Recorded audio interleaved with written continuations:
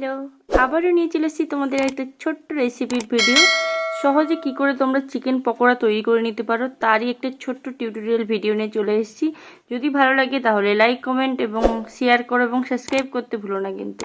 তো এখানে আমি নিয়ে নিয়েছি 400 গ্রাম মতন বোনলেস চিকেন। এখানে লেবু নিয়ে নিয়েছি আর অল্প হলুদ গুঁড়ো, পরিমাণ মতন লাল লঙ্কার গুঁড়ো, এটা কালারের জন্য দিয়েছি আমি, আর অল্প লবণ দিয়ে মেখে নিচ্ছি। তারপর এখানে পেঁয়াজ কুচি, লঙ্কা কুচি এবং আদা, রসুন, ধনে এবং গোলমরিচের একটা পেস্ট বানিয়ে নিয়েছিলাম মিক্সিতে, এটা দিয়ে দিচ্ছি। তোমরা পরিমাণ মতন কুচনো পেঁয়াজ আর লঙ্কা ইউজ করতে পারো এবং এখানে ধনে পাতাও দিতে পারো। আমি এখানে ধনে পাতাটা দিইনি, ধনে পাতাটা আমি এখানে স্কিপ করে দিয়েছি যেহেতু আমার বাড়িতে ছিল না। তোমরা এখানে ধনে পাতা, পুদিনা পাতা এসব অ্যাড করতে পারো। তারপর এটা ভালো করে মাখিয়ে এর মধ্যে একটু কর্নফ্লাওয়ার দিয়ে দেবো আর একটা ডিম দিয়ে দেব। তারপর এখানে আমি একটুখানি বেসন অ্যাড করেছি, আপনারা এখানে ময়দা অ্যাড করতে পারেন। 1 চামচ পরিমাণ আমি বেসন অ্যাড করে দিয়েছি।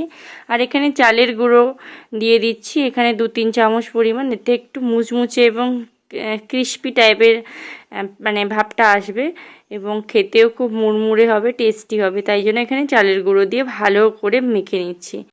তারপর আর একটু আমি কর্নফ্লাওয়ার অ্যাড করে দিলাম, মাখাটা একটু জাস্ট ঠিক টাইপের যেন হয়। যেভাবে আমি মেখেছি দেখুন এইভাবে ব্যাটারটা রেডি করে তারপর আমি তেল গরম করে দিই, রিফাইন অয়েল তেলটা দিয়েছিলাম। এটা গরম হয়ে গেলে হালকা হালকা করে একটা চিকেনকে আমি নিয়ে ছেড়ে দিচ্ছি এখানে।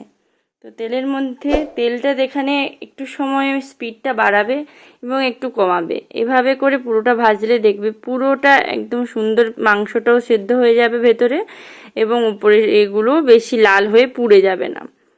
তো প্রথমে আঁচটাকে বাড়িয়ে রাখবে, তারপর আঁচটাকে কমিয়ে ধীরে ধীরে হালকা হাতে চেপে সুন্দর করে ভেজে নেবে লাল লাল করে। তো বন্ধুরা, আমার ভাজা কমপ্লিট হয়ে গেছে। এবার আমি একটা পাত্রে সার্ভ করে দেব কিছু কুচনো পেঁয়াজ এবং এখানে কেচাপের সঙ্গে আমি এখানে সার্ভ করে দিচ্ছি। যদি আমার এই রেসিপিটা তোমাদের কাছে হেল্পফুল মনে হয় তাহলে আমার চ্যানেলটিকে সাবস্ক্রাইব করে পাশে থেকো। ধন্যবাদ সবাইকে, ভালো থেকো, সুস্থ থাকো, থ্যাংক ইউ।